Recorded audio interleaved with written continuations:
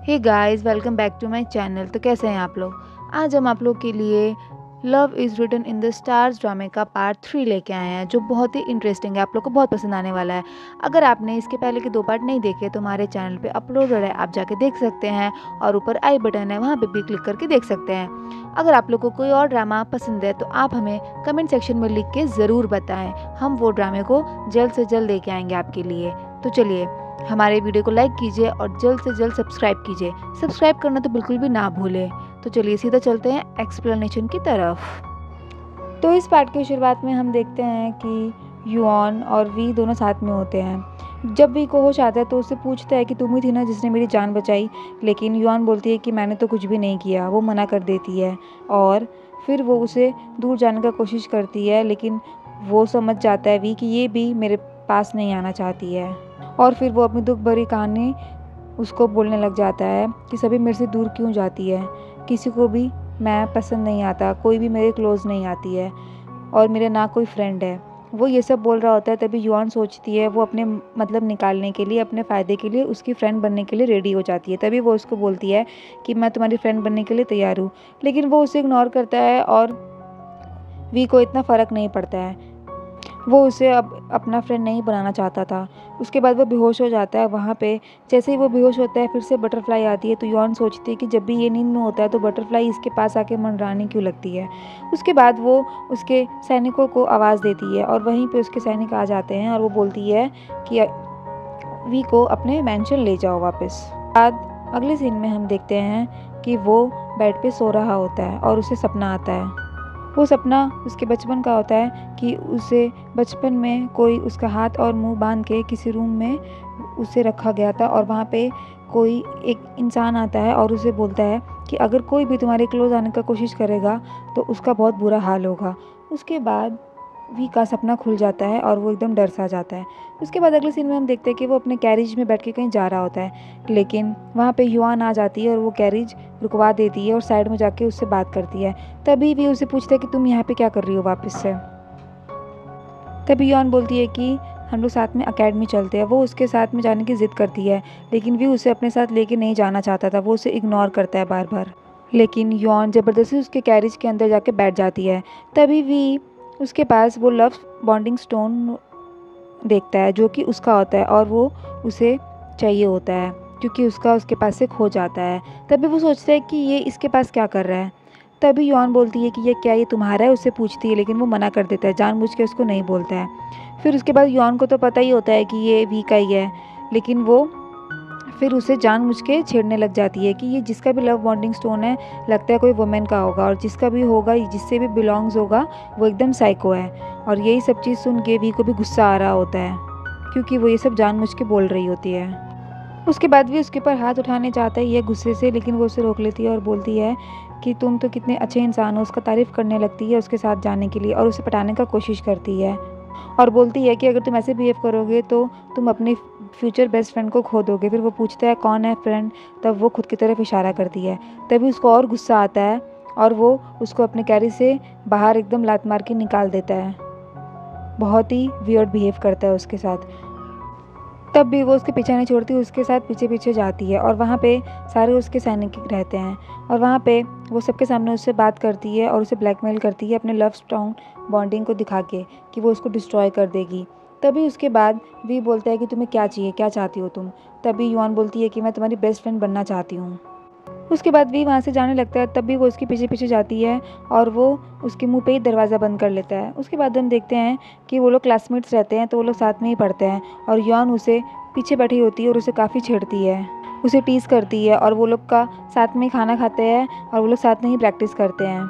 सब कुछ वो लोग साथ में ही करते थे और यॉन उसके पीछे बैठती थी तो उसे काफ़ी छेड़ती भी थी और गुदगुदी भी करती थी। वो उसको पूरा परेशान करके रख दी थी और वो उससे बहुत ज़्यादा इरिटेट हो गया था युआन से। उसके बाद वो एक ऐसी जगह आ जाता है जहाँ उसे लगता है कि फाइनली युआन से पीछा छूटा, लेकिन वहाँ भी वो उसको अचानक से आकर डरा देती है और फिर वो उसे पूछता है कि तुम मेरे पीछे क्यों पड़ी हो। तभी वो बोलती है मैं तुम्हारी फ्रेंड बनना चाहती हूँ और वहाँ पे वो बोलता है कि मेरे बहुत सारे फ्रेंड्स हैं। तभी वो पूछती है कि दिखाओ कहाँ है, तो वहाँ पे उसके सैनिकों रहते हैं, लेकिन तब भी वो उनके दिखाता है, लेकिन वो छुप जाते हैं और बेचारे की इंसल्ट हो जाती है, सोचते हैं कि कोई भी नहीं है।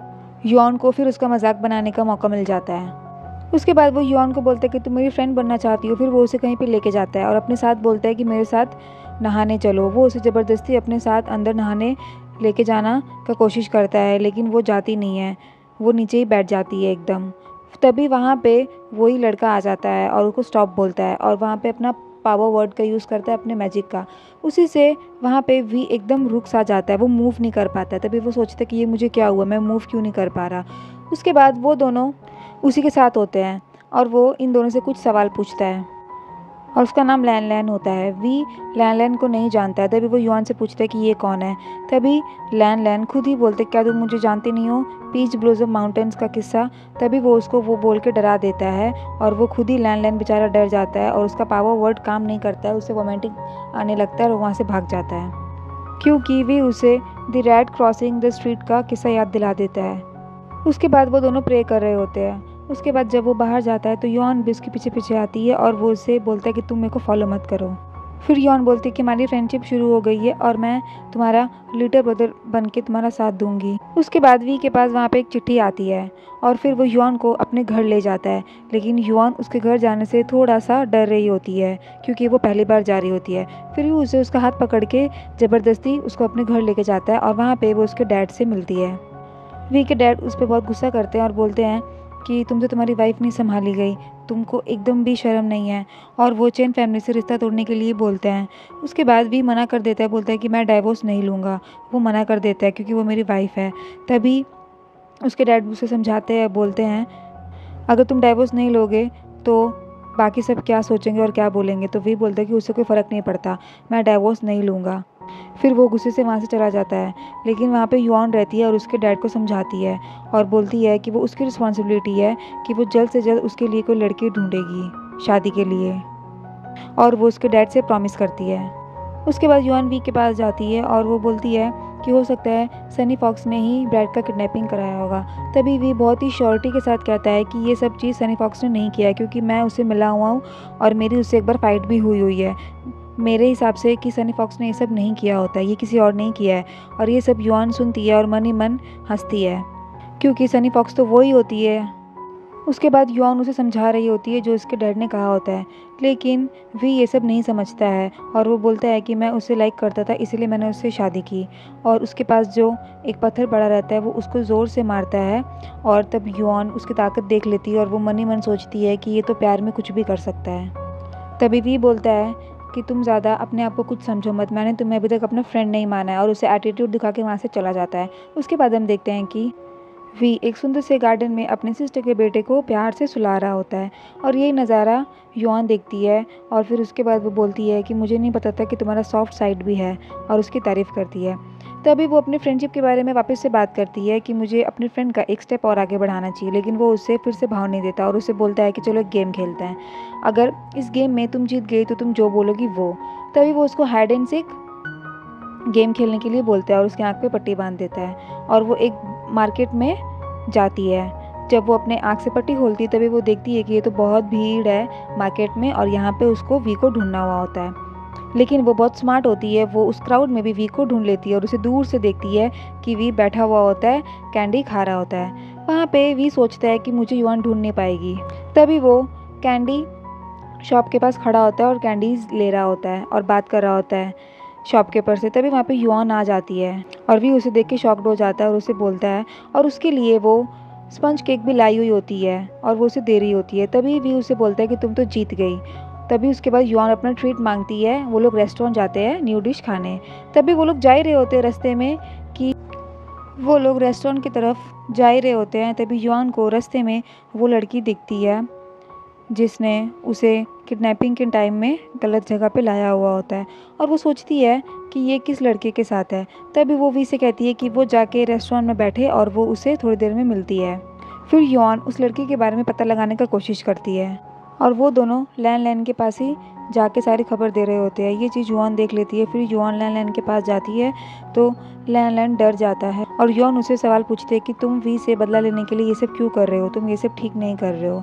तभी वहाँ पे वो खुद ही देखता है कि वहाँ पे वी आने लगता है और वो डर जाता है उसे देख के। उसके बाद युआन उसको वहाँ से ले जाने लगती है रेस्टोरेंट की तरफ। तभी लैन लैन पीछे से उसको बोलता है कि तुम दोनों प्यार में हो, उन्हें गलत समझने लगता है और बोलता है कि ये प्यार कभी भी सक्सेसफुल नहीं होगा। तभी वी को गुस्सा आता है और वो वापस से उससे ज़ोर से मारने जाता है, लेकिन यॉन उसे रोक लेती है। उसके बाद हम देखते हैं कि वी उस लड़की से मिलने आया हुआ होता है जिसको उससे लगता है कि उसके साथ उसकी शादी हुई है, और वो लड़की कोई और नहीं होती है, वही लड़की होती है जो युआन ने उसकी जान बचाई होती है जब वो पानी में डूब रही थी।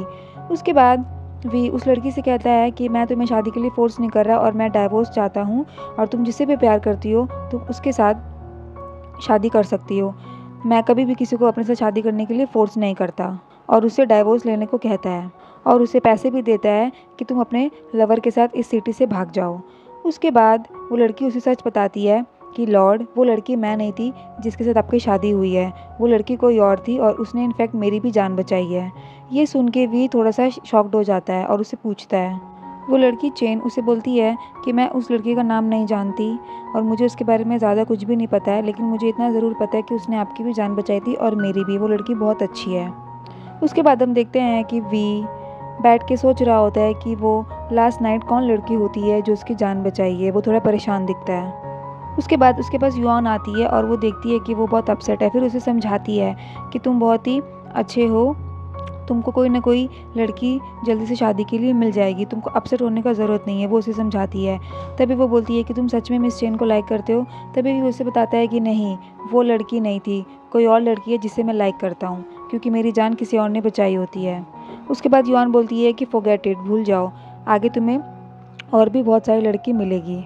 युआन उसे रियलाइज़ करवाने का कोशिश करती है कि वो गिव अप ना करे। उसके बाद वो दोनों एक दूसरे की तरफ देखते हैं और युआन को दिल में कुछ कुछ होता है।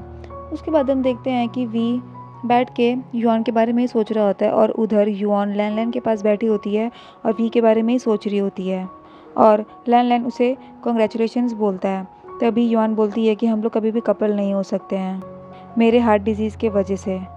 उसके बाद लैन लैन उसे एक चीज़ समझाता है वी के बारे में और वो वी का तारीफ़ करता है। तभी युआन बोलती है कि तुम्हारा तो वो एनिमी था, तुम अचानक से उसका सपोर्ट कैसे करने लग गए, क्या तुम सॉरी फील करते हो वी के लिए।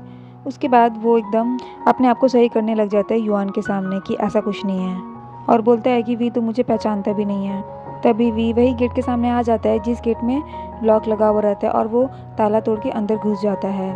और युआन और लैन लैन ऊपर बैठ के बातें कर रहे होते हैं। तभी लैन लैन को किसी बात पे गुस्सा आ जाता है और वो युआन पे चिल्ला देता है, और युआन बेचारी डर के मारे खिड़की से नीचे गिरने लगती है। तभी नीचे वी होता है और उसे बचा लेता है, और युआन उसे पूछती है कि तुम यहाँ पे क्या कर रहे हो। सेम क्वेश्चन वी भी उसे पूछता है कि तुम इतने डर्टी रूम में इस एरिया में यहाँ पे क्या कर रहे हो, और पूछता है कि तुम विंडो से नीचे कैसे गिरी। तभी युआन बहाना बनाने लगती है और कहती है कि मुझे यहाँ का मैंशन बहुत ही अच्छा लगा और मैं यहाँ के व्यू और नज़ारे देखने आई थी। तभी वी को शक होता है और उसे पूछता है कि यहाँ का तो गेट लॉक था, गेट को तो मैंने ओपन किया, तो तुम अंदर कैसे आई। अब यहाँ पे युआन फंस जाती है और फिर वो चक्कर आने का नाटक करने लगती है उसके सामने कि उसे चक्कर आ रहे हैं। तभी वी डर जाता है और उसे जगाने का कोशिश करता है, और यहीं पे हमारा ये पार्ट ख़त्म होता है। आगे के पार्ट के लिए स्टे ट्यून्ड।